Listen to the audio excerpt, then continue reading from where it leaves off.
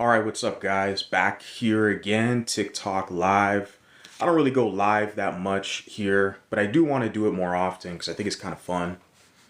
I'm on TikTok pretty much daily, and I watch other creators, a lot of you guys, not only within like the mulatto space, but other creators in kind of Latino space or some political spaces, and then magicians. Like I said before, my favorite thing to indulge myself on is with the TikTok magicians. So I like watching that stuff, and I see how much fun they have with their live streams and stuff on TikTok. Like shit, eventually I'm gonna probably start pulling out my guitar and playing some guitar, but that's gonna be some other side kind of project thing. The reason why is I feel this mulatto stuff is very important for those of us who need a tribe, basically, who need a tribe, who need a place of belonging, need our voices to be heard, need to feel validated. So it's essential that we have a space, a place where we can network, exchange ideas. And this is why I'm here. I'm just one guy with the voice. And yeah, so I kind of named this generic. I do want to talk about it, about Wez All Mixed and shit, Wez All Mixed, every African American, is basically mixed, so we all biracial. I've been hearing that shit for like 3 years, since I opened up my mouth talking about this mulatto stuff. I've been hearing that. And that's one of their main subversive tactics they use to neutralize you, to invalidate you, to silence you, essentially. I just saw a video that the dude, the mulatto cat, a mulatto mindset that he posted. I think he posted a couple of videos as well the past couple of days. Mulatto mindset. Shout out to him. I saw his video, and it's like, yeah, that's one of their main kind of tactics they're going to use against you, to invalidate you and to humble you. They're going to say, well, we're all mixed, so you're not special. It's like, what? We don't even look the same. And it's funny that the positioning, I used a picture here. It's just perfect explanation, but not even that. You do a side by side with me and the dude, LeBron James or Charles Barkley, you name it, even like a lighter skin guy, or what's the cat? I just thought of his name. Waka Flocka or Wes Khalifa, whatever, because they always, pick and choose who's light skin. There's no solid standard metric, right? It's like when you go on Wikipedia and you look up what is a Caucasian person, what is deemed Caucasian, it's very kind of specific. And, but when you look, it talks about someone whose descendancy is from like European nations. That makes him Caucasian. But on the flip side, when you look up, well, who's African American? It's so damn broad, and they enforce the one drop rule. They say anybody with like African like lineage. Like, so Wikipedia enforces the one drop rule. And I've had other mulattoes tell me, hey, you got to challenge that, or, not say I have to, but they encourage me I should. It's a very tedious process. You guys are up in here, hit the like button, hit the likes, get my likes up, shit. At least do that. You're going to watch. Get my likes up and share the stream, whatever. Help me out. But yeah, that's the whole thing, like with Wikipedia, where it's like, they enforce the one drop rule. It's a very tedious process. I've looked into it. There's another cat, Celtic Mulatto. He's more astute in that. So I've kind of networked with him behind the scenes in regards to Wikipedia, and he has made updates. Shout out to Celtic Mulatto. He's a, day one supporter of mine the past 3 years. He's an older cat too. I'm a millennial, mid-30s. So there's other people out here who are, they have their kind of lane, and they're more, knowledgeable in certain areas. Like for the whole Wikipedia thing, yeah, it's kind of tedious for me. I don't have the kind of patience, to sit there and do the edits and like go back and forth, and like it just seems like the process just takes too much out of for me. A guy like me, I'm like, shit, I'd rather go run or go box or go do something else, that's, entertaining. But, so that's the whole thing. Where like with the one drop rule is enforced within Wikipedia. Shout out to the Mulattoist. I see you're hitting the like button. Appreciate you being here, Mulattoist. And so the Wez All Mixed type of thing. I'm gonna talk about that, but first I want to get into the whole white mom biracial aspect, right? White mom, biracial. It's been coming up a lot. I think on TikTok is like the main platform. You see a lot of that. And honestly, I think a lot of the videos I'm going to produce here on this platform, I'm going to kind of transition to just like debating these people and pointing out their racism, because they're going pretty heavy and there's a lot of them, you know, who are attacking us. Well, you have a white mom too. You have a white mom. Like, we got to call these racists out. These are racist. And a lot of times the African Americans will be like, well, we can't be racist. We don't have power. But yet they're clearly have a biases and they're racist towards biracial people that have white moms. So it's like, it's got to be called out. I don't really see anybody else calling it out. So I feel like there's an opportunity there for me to basically get involved in that. And I feel like, why not? This is the best platform to do it because it's so abundant. You see it all over the place. And I get comments. I just upload a video. Any video I upload, and I get comments like that. Interesting. You know, the whole white mom biracial thing, I'm gonna get a lot more into that and challenging that rhetoric, because they've been able to kind of slide around for too long. They don't get called out. A lot of biracials just become silent and quiet. It's like, you know, these people shouldn't be talking. They have no room to talk about our parents. Okay, it's, you know, because they'll always try to make it seem like, well, it's the ones with white moms the most who identify as mixed or whatever. It's like, look, a lot of people who are my audience members or followers, supporters, they have black moms and white dads. You know, they might not be as vocal as I am in certain regards, but I have a lot of supporters. Like, the configuration, it doesn't matter. Like, if they identify with us, they're a part of the tribe. You know, but what we have is we have people who are from the black community, okay, who are jumping into the mulatto space, and they're trying to put a splinter and a divide between us. It's like a conquer and divide strategy. It's funny because they'll say, well, you identifying as biracial, that's, you know, divide and conquer. That's what the white man wants, right?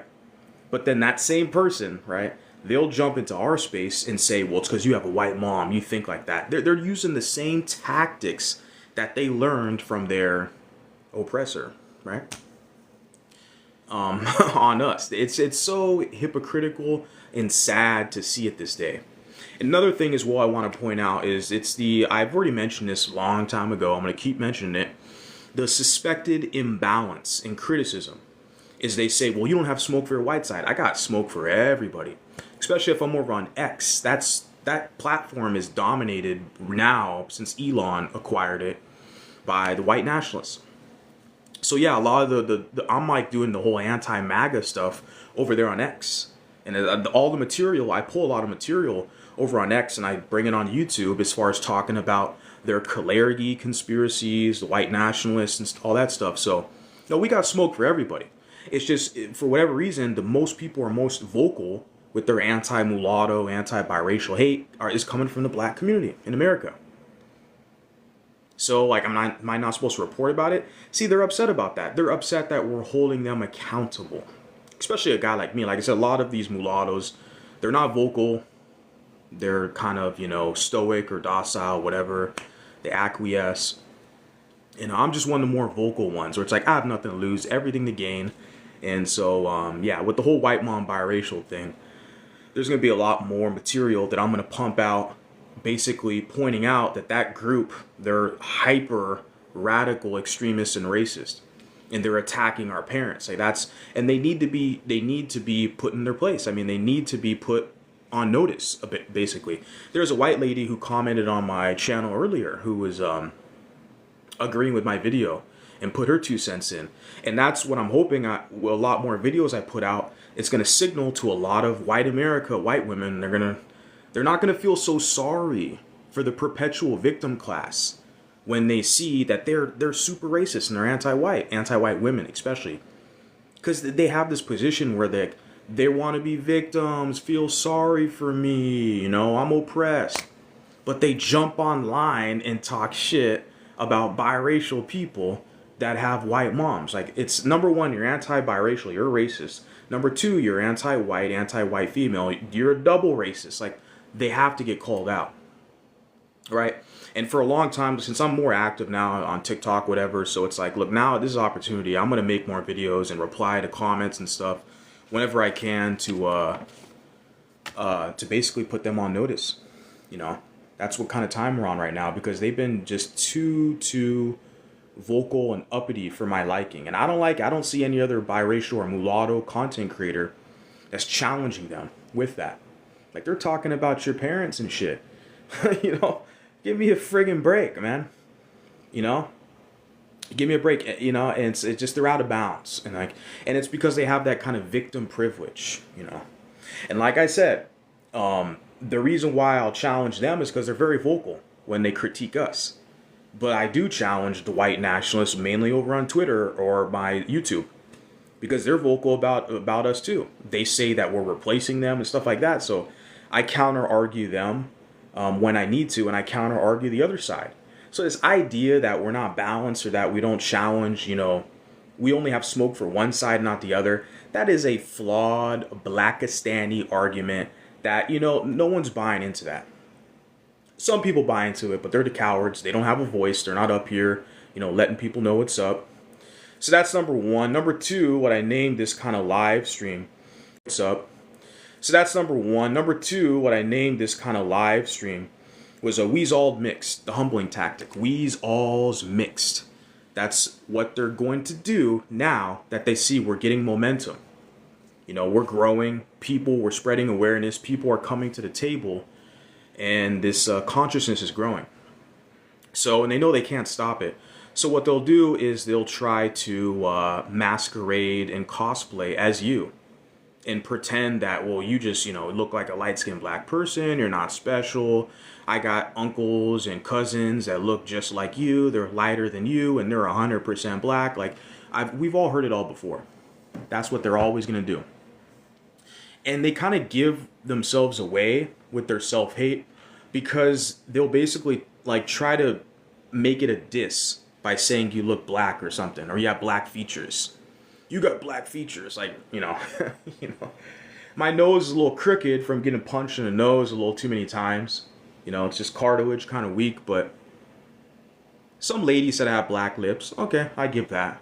I have a little puffy cheeks because little bit overweight. Got some fat I'm working on. That's about it. But even my hair, you can even tell here, it's not all woolly and curly. I mean, I'm bald, but... And my skin, it's like, number one, okay, you got black features. Yeah, look at my skin. Who turns red? I mean, do you know any African that turns red? You know, I can turn red. It depends on, you know, the situation. Not that often, but, you know, just the gaslighting's insane. Like... But they use the blackness thing as like a humbling tactic. Say, well, you're not special, you're not different, you know, and they're like inadvertently like dissing themselves. Like it's crazy self-hate, you know. But yeah, they're doing that now. Like I see with the other cat, like I said, I mentioned a mulatto dude on this platform, Mulatto Mindset, you know, and they're basically trying to bring up this claim that most African Americans are mixed, which they're not. You look around you look at LeBron James, Michael Jordan, all these famous people, these people are mixed. And they're trying to equate having minimal admixture as the same as someone who is legitimately biracial, as a parent from two different races. They're trying to muddy the waters and cause confusion and equate that as being the same. Like, you know, someone who has like, you know, 8%, you know, non-black DNA, they're trying to say, well, that person is the same as someone who's literally 50+% non-black, you know. So it's a subversion tactic to neutralize you and humble you, and that's all it is. That's all it is, you know. But they're trying it now because they know they can't stop us. They know even with the whole rhetoric, with the whole it's only the white mom ones who say that, and then they see the black mom ones. A lot of them are my supporters. I support them. They're jumping in their ass, checking them, saying, "Well, I got a black mom and I identify as mixed," and so it makes the opposition look stupid. So that occurs. That's occurring now. So now they have to like find a new strategy to kind of get us off our square, and it's basically to co-opt our entire identity. Say that we're all mixed, we's all mixed, we're all the same, you know. And I have been hearing it for a while, and I've been laughing at a lot of these people, but they're kind of getting a little craftier now. Like I said, this is their main strategy they have to deploy because they know they have nothing else. They know they can't stop it. There's too many more mulattoes being born, and once they realize they have a tribe, they have a space, our numbers are just going to grow, and our collective consciousness is going to grow. Once people realize, oh shit, he's speaking my language, he represents me, vice versa, they have a place where they can belong, they fit in, like it's just going to grow. And they feel kind of the opposition. They feel kind of left out or excluded, right? But it's just nature, because I mean, they've done it to you, they've excluded you. That's why we're here. So it's nature that we want a place of belonging. So in order for us to maintain integrity, people are going to be excluded or feel excluded. That's just natural, you know, and that's why everybody can find their tribe. You know, people, even on this TikTok or any public platform I have, it's of every group. It doesn't matter what color t-shirt you have on. There's people of all walks of life that, you know, stroll along and tune in for a bit or see what I'm talking about or whatever. But it's like, you know, everyone has their own space. Everyone has their own space. But with us, see, they want to maintain this order that they have, established order, where we're not supposed to have our space. We're not supposed to have our identity. They try to take away our racial classification 100 years ago. They want us to be this kind of invisible utilitarian class of people without our own real destiny or agenda or constitution. Or they make the claim the piece of land. You don't even own any land.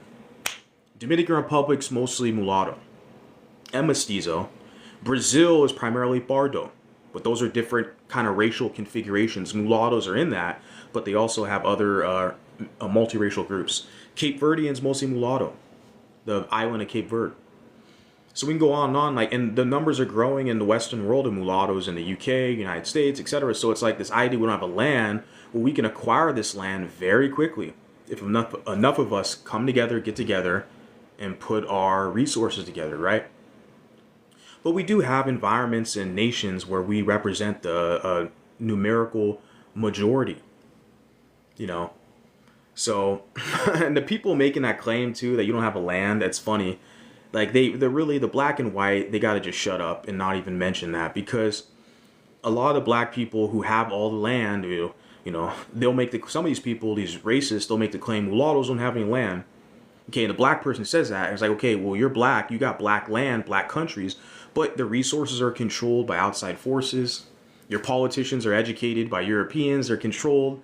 So we're like, what the hell? You got the land, you're black, majority black, but you don't control shit.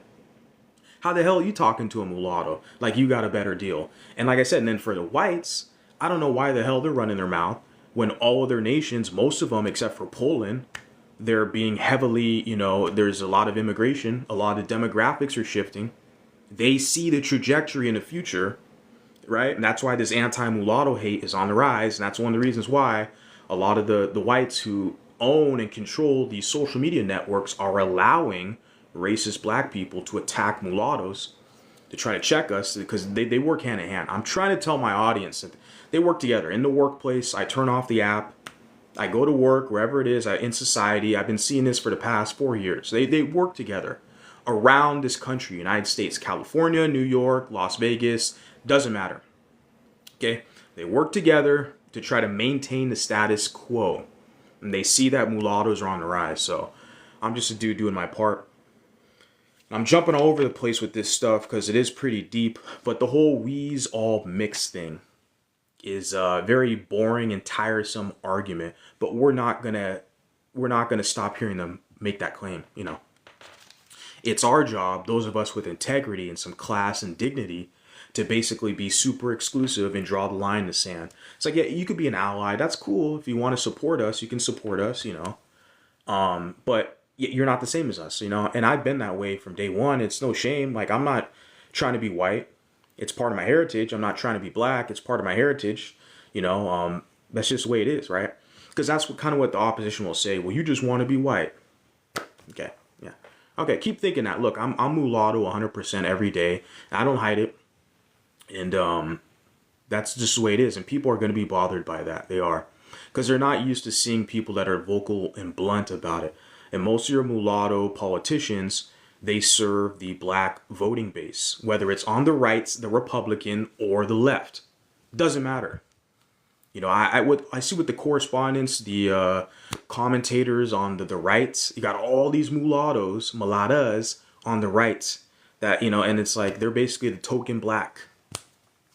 You're half white, you know. And it's the same on the left, you know, with the mulattoes. Like, so, but they serve a monoracial agenda. They don't have a mulatto agenda or pushing for mulatto representation. And that's what we need, you know? Yeah. Yeah. So the whole Wez All Mixed thing is, I suspect they're going to amp it up a lot. And there was already somebody, some weirdo creep. It's a female, or I don't know. I think she's like a tranny or something, but she's putting videos out there showing me on her videos and stuff. Like, it's like, look, I don't claim you, lady. If you are a lady, I don't know. And, yeah, let me see. Shout out to Mulattoish. He puts, they say race is a social construct, but we are not allowed to construct our own race. Exactly. Money's a social construct. Religion's a social construct, Yeah, race is, if race is a social construct, why is it that mulattoes, we have a difficult time finding matches for bone marrow transplant? We have to match. We need another mulatto to match to be an acceptable donor. It's because race is biological. They don't want to admit that. I know academia and everything else, they've tried to basically ignore the issue. But yeah, see, race is only a social construct to them to get you to invalidate yourself in your experience, right? Because the same people who tell you race is a social construct, their whole profile will be black everything, black this, and black rights, and black this. Or like, because also that's the main on the left. That's the main ones who say it's like a social construct, right? The left, or the Afrocentric crowd, a lot of them are going to be our main detractors. Those are going to be the ones who say race is a social construct. But yet they use race when it's convenient, when they can get political and social power. This is why it's just hilarious. They still try this like social construct crap. It's just ridiculous. And another tactic they use is the whole seed of your father. And those are the religious fanatics, primarily the black radical Hebrew Israelites. You guys heard them? They're like black extremists. Hebrew Israelites, they're the main ones who are going to push this whole seed of your father rhetoric, And that's because these are basically black guys who want to date out and date outside their race and legitimize their offspring as being part of their tribe and black. And they're going to use their biblical reference. Like, not everybody believes in your little, religion. And it's no disrespect to anybody's religion out there, but they try to force their religion or teaching on us. And it's very disrespectful. So I got to push back ultra hard on them. And they're dumb. I mean, it's very obvious to see them, they just want non-black women. They want white women or Latina women. And then they want to claim their kids as black. Why don't you get a black female? If you're a black guy, get a black woman if you want black kids. If you're a black guy and you get a white woman, your kid's not black. They're mulatto. Okay? They're European African. So, yeah, it's easy to check them and correct them. They're so dense. But that's one of their main arguments. They're make, like you said, the social construct argument, seed of your father argument. When the father biologically only determines the sex of the child, if it's going to be male or female. I don't have the specific knowledge to articulate what gene, especially, but I know that it's the male that within the sperm carries the specific gene sequence that determines if the child's going to be male or female, right? But this whole race thing, and they say it's a social construct, but they use it when it benefits them, and it's no, it's not. No, we're pushing back. Yeah. But the whole going back to the whole Wez All Mixed, I think that's going to be a main thing moving forward. Right now, I can see it already on the horizon that a lot of them are going to attack us and challenge us because they see that we're growing, our influence is growing, and they've been doing it from since I started. With the whole Wez All Mixed, technically Wez All biracial, every African American's mixed, because they do these studies, these samples. They're sampling black identified mulattoes. Like, what's her name? Yvette Carnell. You heard of her? She did the whole ADOS movement, Yvette Carnell. Or even in Los Angeles, you see the mayor of Los Angeles. Her name is Karen Bass. You look at her. Yeah, everywhere in Africa, they're going to call her a white lady, a white woman. Yeah. Yeah, I was called white when I went to Africa. I got this picture in Africa. Yeah, and that's a black woman. So if someone with her complexion, her phenotype, she goes there. I was in Ghana, so one country. So that's not the whole African experience, right? It's one country, but it's a legit experience. I'll say that. But yeah, so yeah, they'll call you white. If you're a mulatto, Obama, they'll call him white. Obama, I think his heritage is from Kenya. And they have terms. I've said this plenty of times in other videos and streams. Like, and where I was at in Ghana, the term they use is Obruni, which is to delineate like a white person or foreigner. So they call me a white man or Obruni or something. And then where Barack Obama's father is from in Kenya, they use the term Mazungu. Okay. So in different places on that continent, different tribes, different cultures, phenotypically there is a lot of similarities, but there's differences there. But they still, even with the differences and the tribal differences, the linguistic language differences, they still know the difference between someone who's a part of their race, their tribe, and someone who's an outsider.